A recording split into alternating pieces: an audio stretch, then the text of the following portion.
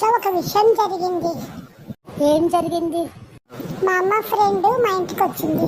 మా నాన్న బొద్దుగుంటారు కదా కాస్త, అందుకే మా అమ్మ మా నాన్నకి పొట్ట లోపల కనుక్కొని కాసేపు ఉండండి మా ఫ్రెండ్ పోయే వరకు అని చెప్పింది.